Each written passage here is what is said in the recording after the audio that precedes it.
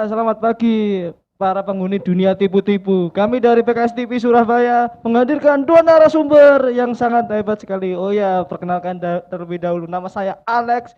Saya tinggal di pojok Surabaya dan saat ini kita akan ngobrol di sudut ruang PKS TV Surabaya. Telah hadir di kedua telah hadir di tengah-tengah kita kedua pemateri yang sangat hebat. Ada Mas Akbar. Panggilnya siapa? Akbar saja. Kita sebut saja Akbar ya, sebut saja Akbar sebagai Ketua Korda PKS Muda Surabaya, dan di sebelah Mas Akbar ada yang sangat kece, mulia, kece sekali, Mas Ahmad. Kalau di tengah-tengah kursi kita ada dua orang yang narasumber, yang satu nol, yang satunya satu. Berarti di sini kita nol satu.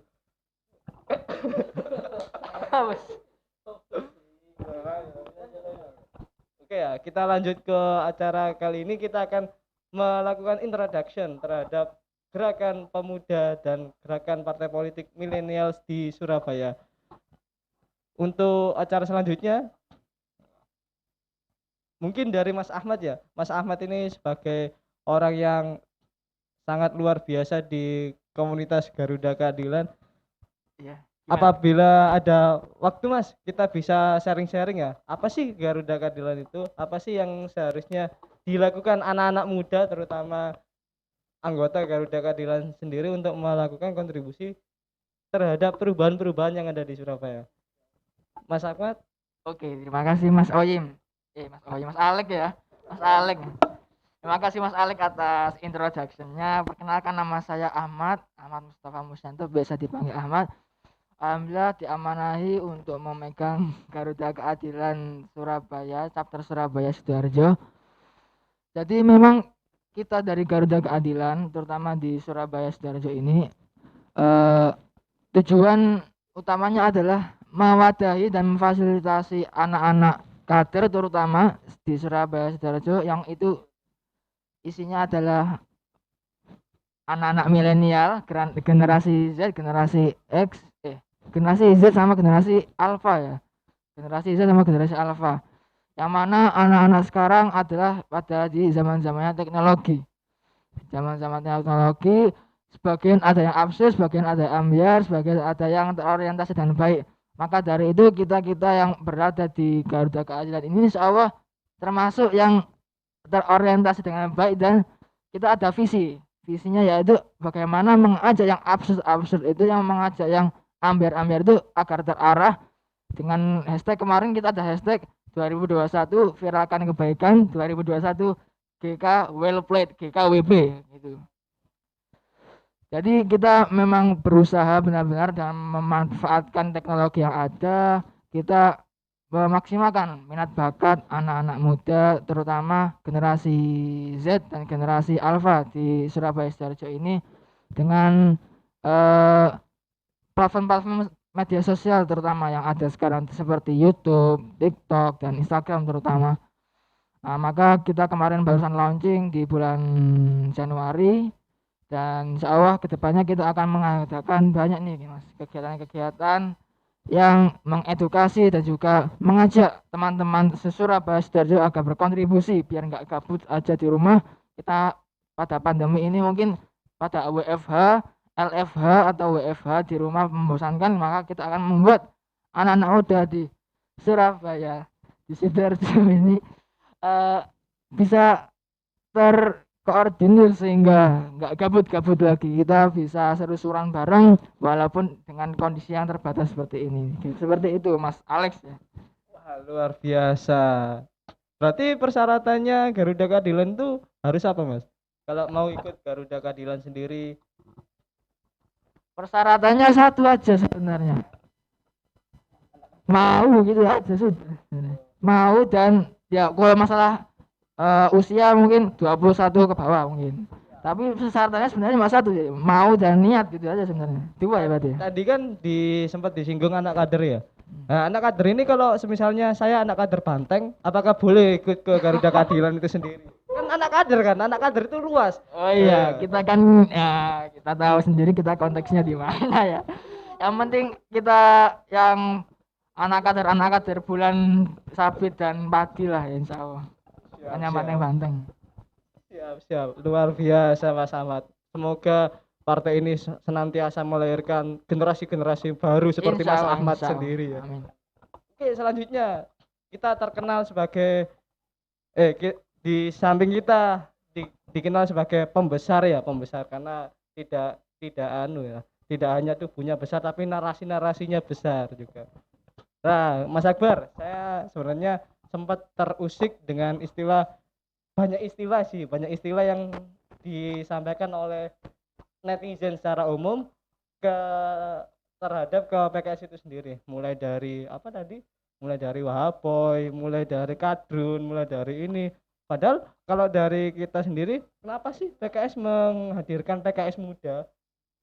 Nah, kalau dari Mas Akbar sendiri, apa sih PKS muda itu sendiri? Apa sih pengaruh dari PKS muda terhadap sekitar, dan juga kenapa anak-anak muda terutama arek Surabaya, kalau kita berbicara tentang di Surabaya, kenapa sih arek Surabaya itu harus ikut serta dalam PKS muda itu sendiri? Ya, Bismillahirrahmanirrahim. Assalamualaikum warahmatullahi wabarakatuh. Nama saya Akbarudin ya. Kebetulan sebagai ketua koordinator PKS Muda Chapter Surabaya. Jadi gini Mas Alek. Jadi ada beberapa faktor ya. Kenapa kita harus bergabung nih di PKS Muda. Yang pertama adalah faktor kita harus di usia milenial ini kita harus belajar politik. Sehingga kita nggak dipolitisasi gitu. Nah, terus untuk yang stigma-stigma yang ada Wahaboy ataupun apa gitu ya kan, ISIS dan segala macam pendukung radikalisme, ya kita bisa buktikan gitu bahwasanya anak-anak muda yang ada di PKS gitu kan, tidak ada terindikasi satupun gitu kan. Adapun stigma-stigma itu hanya lawan politik yang mengeklaim gitu.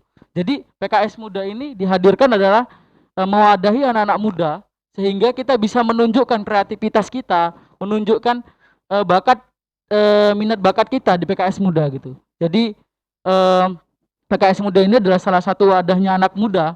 Jadi tadi ada berbicara tentang apakah boleh kader Banteng masuk ke Garuda Keadilan. Kalau misalnya di Garuda Keadilan hanya fokus ke kader, masuk aja ke PKS muda. PKS muda bukan hanya kader Banteng, tapi kader apapun itu silakan masuk PKS muda. Yang penting satu, mau berkontribusi dan mau belajar. Itu dua ya, bukan satu. Jadi untuk stigma-stigma yang jelek terhadap kita tunjukkan aja bahwasanya kita pemuda yang mempunyai mimpi untuk Indonesia ke depan, melahirkan pemimpin-pemimpin yang luar biasa gitu. Jadi kita alhamdulillah di chapter Surabaya sudah meluncing 7 cabang ya. Jadi ada beberapa kecamatan yang itu dipecah ya. Cabang itu ada beberapa kecamatan yang dipecah sehingga menjadi 7 cabang, dan alhamdulillah di 7 cabang itu sudah mempunyai koordinator masing-masing cabang, Mas Oi, Pak Cak Alex. Jadi kita sudah mempunyai 7 koordinator cabang sehingga jalur komunikasi kita mudah ya. Intinya adalah dibentuknya 7 cabang itu biar anak-anak Surabaya masuk ke PKS muda. Kita berkolaborasi untuk perpolitikan ini dipegang oleh anak muda. Contoh nih, kemarin waktu di live YouTube PKS muda itu ada sekretaris DPD menyampaikan bahwasanya kenapa sih pemimpin itu harus muda? Karena kalau pemimpin itu muda, dia nggak butuh fasilitas yang besar, Cak Alex. Jadi nggak butuh fasilitas yang besar. Contoh, ada banyak wali kota, ada banyak bupati dan gubernur. Ketika umurnya udah 40-an ke atas, pasti banyak fasilitas yang akan dia gunain. Contoh mobil, terus rumah harus mewah, pengamanan super ketat. Kalau anak muda enggak. Yang penting dia bisa melakukan visi misi dia dengan membuka lapangan kerja, terus dia berpikir bahwasanya ini masyarakatku harus sejahtera gitu. Harus mempunyai pekerjaan yang mapan untuk dia gitu. Jadi fasilitas-fasilitas yang tidak perlu ya kan itu nggak dipakai. Makanya anggaran kota ataupun kabupaten ketika anak muda yang memimpin, insya Allah akan terrealisasi untuk masyarakat, bukan untuk kepentingan pribadi dan kepentingan fasilitas kita terutama ya, yang maksudnya yang akan yang jadi bupati ataupun wali kota gitu. Jadi Nah, itu mantap. Mas Cak, Sangat menarik sekali itu ya. Tapi Alex. saya mempunyai satu pertanyaan yang mengganjal, Mas. Sekarang kan pemuda umurnya di kisaran umur 18 lah. Kalau kita berpartai kan umur 17 sampai 30 ya, bisa dikatakan pemuda. Bahkan sekarang undang-undangnya bisa sampai di umur 40. Nah, kenapa sih PKS Muda itu hanya memfasilitasi orang-orang pemuda, sedangkan pemudinya tidak? Secara namanya aja PKS Muda, sedangkan PKS Mudinya mana PKS Mudinya? Iya. Jadi PKS muda ini bukan berarti muda, maksudnya itu bukan berarti muda aja gitu ya. Pemudinya juga ada. Jadi dominan kader-kader PKS muda itu dominan ke pemudi ya. Jadi kalau disebutnya itu kita di sini yaitu perempuan ya. Nah, perempuan-perempuan PKS muda itu banyak. Bisa dilihat di Instagram.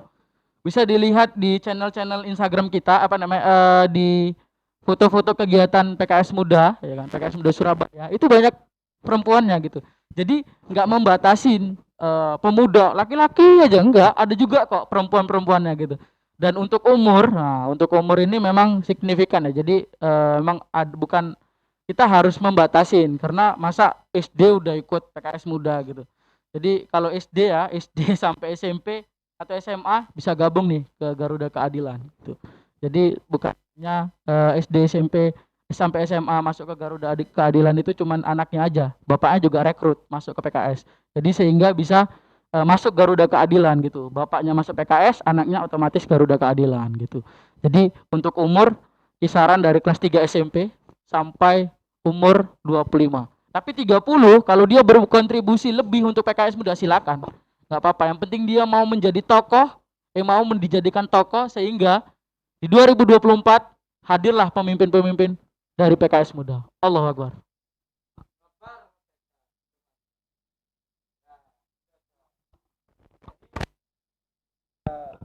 Kalau kita review dari kedua komunitas yang hadir di PKS, sebenarnya banyak komunitas-komunitas yang ada di PKS, terutama di segmentasi anak-anak muda. Saat ini PKS memang sedang melakukan rebranding sebagai partainya anak muda kembali. Pada hakikatnya di tahun 98 PKS hadir sebagai partainya anak muda dan senantiasa akan menjadi partainya anak muda di masa mendatang. Nah, begitulah Cak Ning. Kalau di Surabaya kan Cak dan Ning ya. Kalau teman-teman arek-arek Surabaya, Cak atau Ning yang ada di Surabaya bisa bergabung ingin melakukan kontribusi nyata terhadap Surabaya, bahkan bisa melakukan kontribusi ke Indonesia sendiri, mari bergabung dengan PKS, terutama di PKS Muda. Kalau anak-anak kader, lanjut kita di Garuda Keadilan. Nah, sekian dari kami. Untuk segmentasi selanjutnya kita akan menghadirkan narasumber-narasumber yang lebih jos gandos daripada mereka berdua, dan kita tunggu segmentasi di lain waktu. Saya Cak Alex mengucapkan sekian dan terima kasih.